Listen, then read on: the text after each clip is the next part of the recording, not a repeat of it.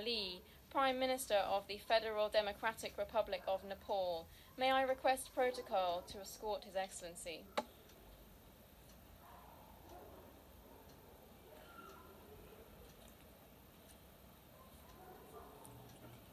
Tengo el honor de dar la bienvenida al... It is my honor to give the floor to His Excellency Sharma Oli, Prime Minister of the Federal Democratic Republic of Nepal. I invite him to address the General Assembly.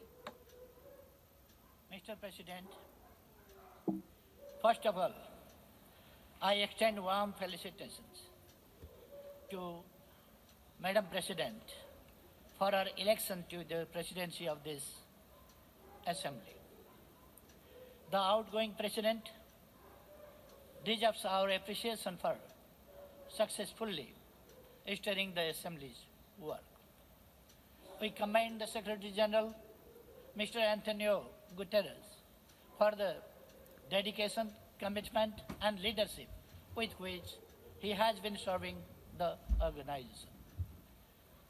As we commemorate the 100th birth anniversary of Nelson Mandela, I would like to pay my profound respect to him and for the cause he fought for. An iconic figure, he was a great human soul and remains a source of inspiration for peace, justice, harmony, forgiveness, and reconciliation. This year, we have lost an outstanding diplomat and visionary Secretary General Kofi Annan. I also pay sincere tributes for the tremendous contributions he made to promote peace, development, and human rights in the world. Mr. President, I bring greetings and best wishes from the land of Buddha and Sagarmatha, also known as Mount Everest, for the success of this session. Since I addressed from this podium in 2006, Nepal has undergone a historical political transformation. Through dialogue and deliberations, through mutual respect and accommodation, we staged a uniquely successful homegrown, nationally led and owned peace process. It had about peaceful transformation of an armed conflict. It was about restructuring of the state and promoting unity in diversity. It was about making Nepali people truly sovereign and as source of state power, and it was about institutionalizing and consolidating all those achievements in a democratic constitution through a popularly elected constituent assembly. Despite the difficulties in the wake of devastating earthquakes, the political leaders rose to occasion with a common resolve to promulgate the Constitution in September 2015, thereby fulfilling the 7-decade-long people's aspiration to write their own Constitution. The Constitution of Nepal not only consolidates democratic quality under a federal republican order, but also embodies extensive rights and freedoms of the people. Separation of power, checks and balances, the rule of law, independence of judiciary, periodic elections, inclusive and proportional representation are the defining features of the Constitution. Our vision is of a comprehensive democracy that empowers individuals not only politically but also socially, economically, and culturally. Implementing the Constitution was another paramount task before us. We accomplished this historic task last year through free, fair, and impartial elections of federal, provincial, and local levels with record turnout and the participation of the people from all sections of our society. Most importantly, the elections brought 41% of women into elected bodies. We remain committed to bridging the gap of the remaining 9%. The elections not only ensure democratic rights of Nepali people in the widest possible manner, it has also produced a strong government in many years. The government that I head has over 3/4 support of the parliament. Governments in the provinces also enjoy strong majority support. We have achieved much needed political stability through these landmark elections. With these historic achievements, we have laid the foundation towards creating an egalitarian and just society where all citizens are treated equally and receive equal protection and opportunities. Social justice remains at the center of our polity. The United Nations and the international community supported our peace process, for which we are grateful. Nepal case is a unique example of peaceful and democratic transformation. It is a telling testimony that dialogue triumphs the differences and ballot triumphs the bullets. We believe that what Nepal has achieved in conflict transformation can be an inspiring success story for many people longing for peace in different parts of the world. We are willing to share our experiences and provide our insights. With hard lessons learned in the arduous journey of democratic transition, we have now emerged as a confident nation, capable of sustaining political gains and undertaking a course of economic transformation. Cognizant of the need for accelerating the process of development, my government has set a vision for prosperous Nepal and happy Nepali. We will realize this vision with the right mix of prudent utilization of natural resources and the optimal mobilization and management of human resources that we are endowed with. We count on continued goodwill, support, and cooperation from the international community in our development endeavors. Our foreign policy guides us to maintain amity with all and enmity with none. It has shaped our independent outlook on global issues which we consider on merit basis.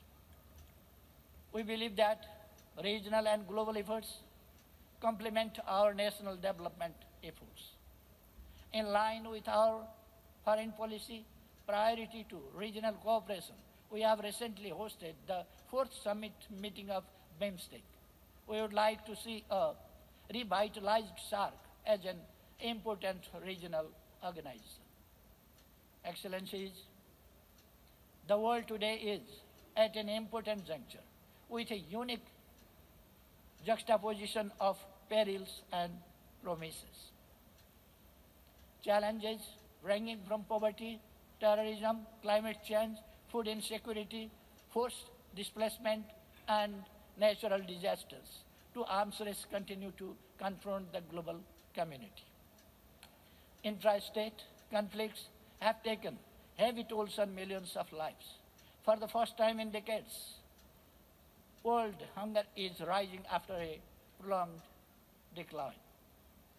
In many regions, peace remains obscure. Inequality within nations as well as among them is increasing. Countries have failed to adopt sustainable production and consumption patterns.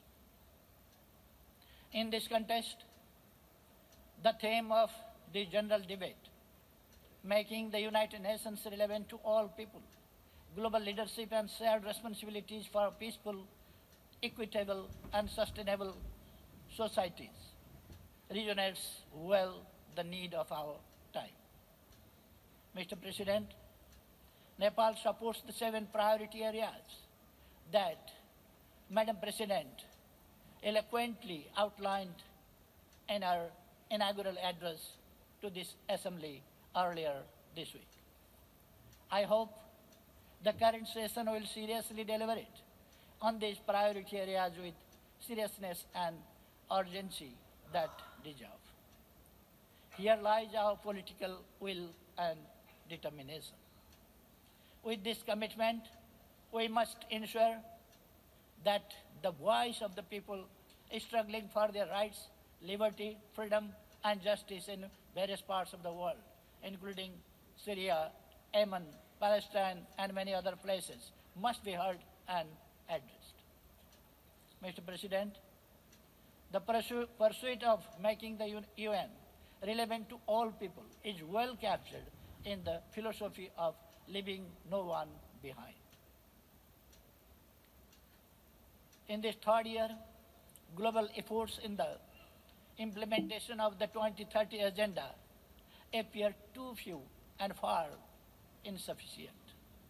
Needless to say, the least developed countries are the battleground on which the 2030 Agenda will be won or lost. Development in LDCs appears dismal despite the record performance of global economy. International support measures are failing to make a dent.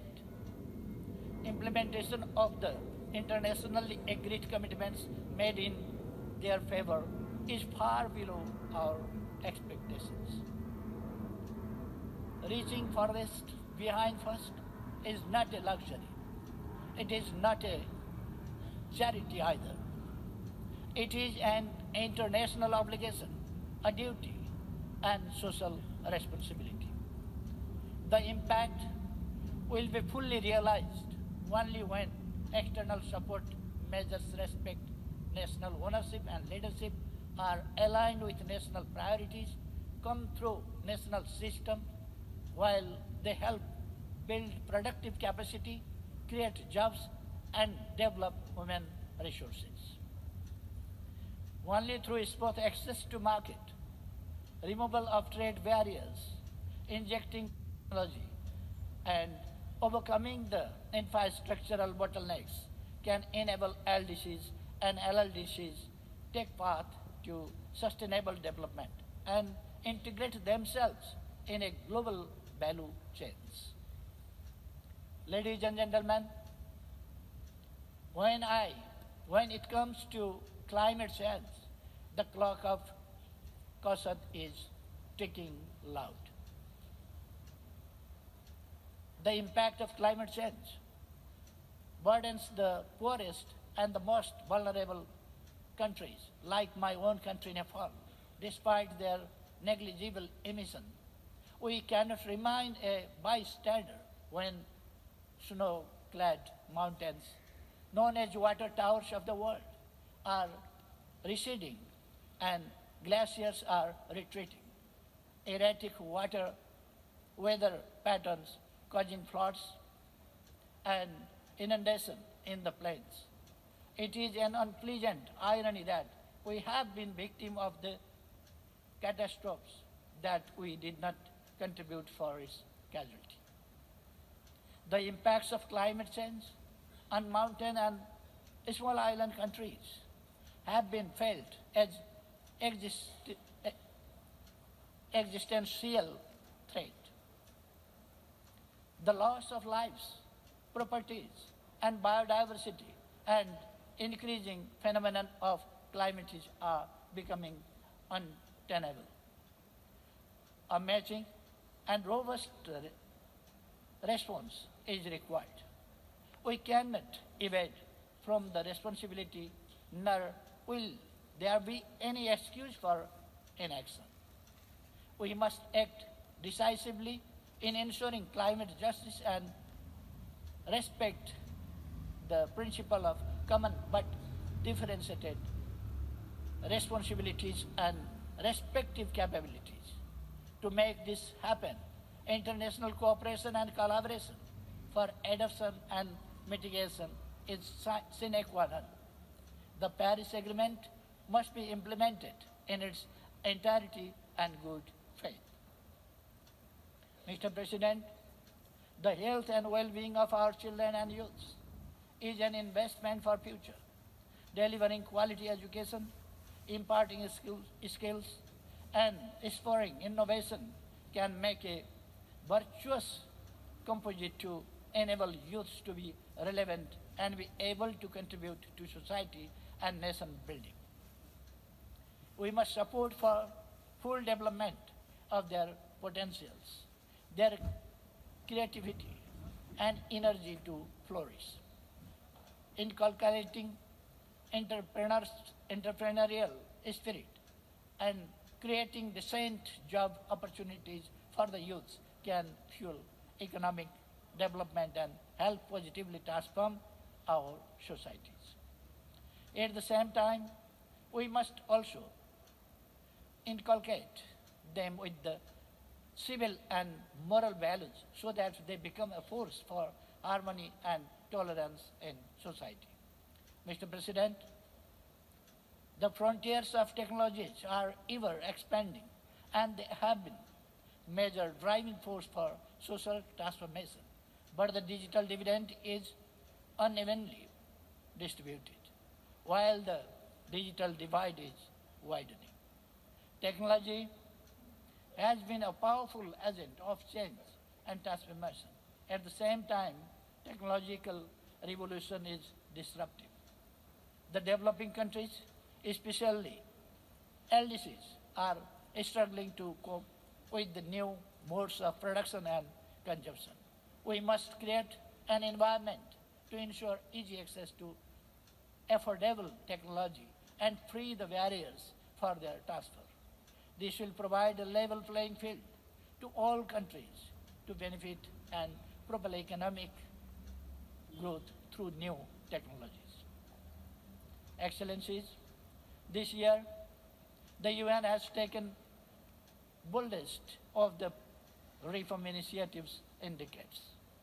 The cross-pillar restructuring of the organization gives us an important opportunity to strengthen its development pillar and prove its efficiency in delivery.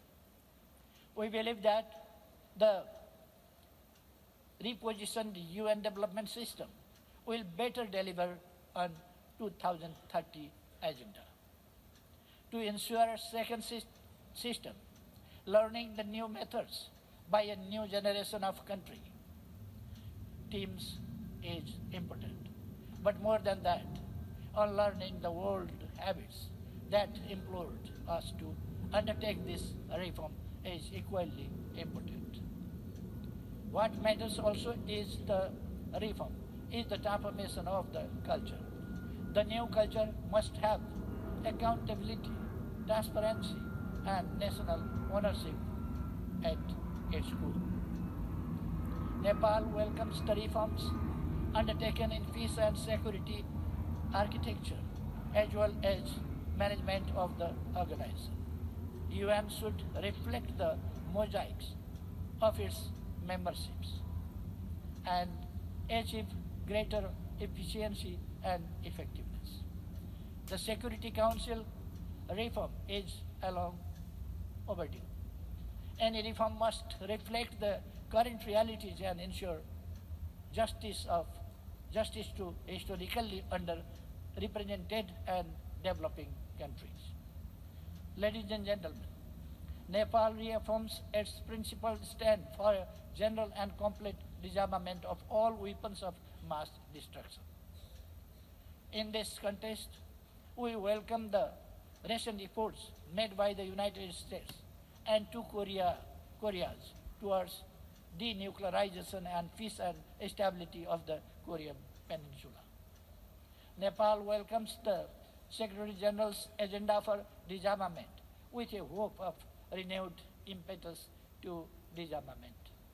Nepal commends the beginning of deliberations under the Kathmandu process for developing innovative confidence-building measures in the Asia-Pacific region. No region is immune from the menace of terrorism. Nepal strongly condemns all acts of terrorism committed by whomsoever and for whatever purposes. Nepal calls for an early conclusion of a comprehensive convention against terrorism. Mr. President, never has been the issue of human mobility so prominent in the agenda of the United Nations. Nepal looks forward to the December conference for the formal adoption of the Global Compact for safe, orderly, and regular migration. Ensuring human rights and well-being of all migrant workers remain our priority. Nepal believes that the compact will serve this purpose and make migration work for all. Nepal has hosted thousands of refugees for decades on a humanitarian ground.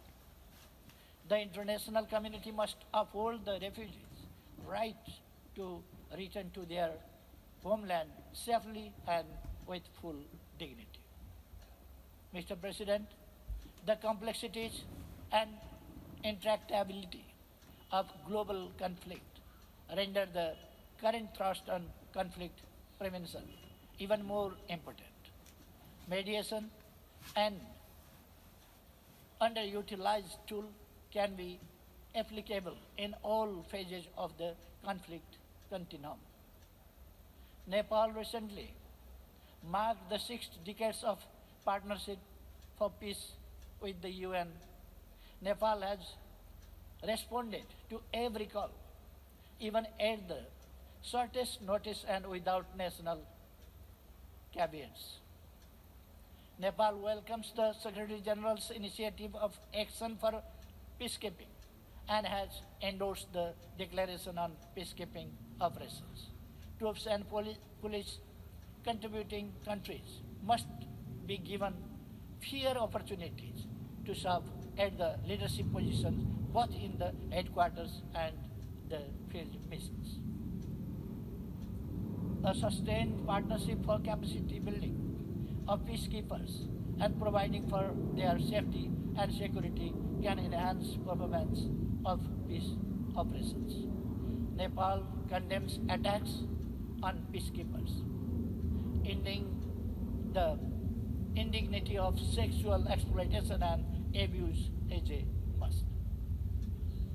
Nonetheless, peace missions alone cannot substitute the homegrown preventive as well as conflict resolution measures. Our own experience tells that peacekeeping cannot do what the politically negotiated settlements can. Excellencies, Nepal's commitment to the protection and promotion of human rights is total and unflinching. We hold that development, democracy, and respect for human rights is interdependent and mutually reinforcing. As a member of the Human Rights Council, we will continue to play our constructive role to deliver on Council's mandates. The ongoing transitional justice process in Nepal respects the comprehensive peace accord as well as the ground reality for sustaining peace and delivering justice. We will not allow impunity in serious violations of human rights and humanitarian laws. Mr. President, we are living in an uncertain world. Cold War rivalries are resurfacing. Trade tensions are building up. Multilateralism is being questioned. The Secretary General's opening statement largely captures the realities of contemporary world and the sentiment of the member states. We, be it in the field of peace and security or in sustainable development, climate change, migration, and technology. We underscore the centrality of the United Nations as the most legitimate multilateral forum to deliberate on the challenges that we all confront globally. It is the obligation of all member states to preserve the sanctity of multilateralism and uphold respect for international law. The problems that we confront today at global scale can only be overcome by global collaboration and partnership and absolute trust and confidence. We are yet to make international system truly inclusive that promotes fairness, equality, and justice for all states, bigger or smaller. Before I conclude, Mr. President, let me reiterate Nepal's profound commitment to the principles and purposes enshrined in the UN Charter. We remain as firm as we have been in past 63 years since we joined this organization.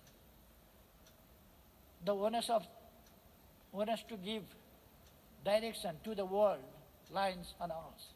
Our collective wisdom and leadership should aim at the realization of aspiration of all for peace and prosperity. Let us make a collective resolve that the 21st century history will not be written as a history of confrontation and conflict, of poverty, exclusion and underdevelopment, of injustice and exploitation. It should rather be a history of cooperation and harmony, of prosperity, inclusion and development, and of justice and fairness. Thank you very much. Thank you all. En nombre de la Asamblea. On behalf of the General Assembly, I wish to thank His Excellency Sharma Ali, Prime Minister of the Federal Democratic Republic of Nepal, for the statement just made, and I request protocol to escort His Excellency.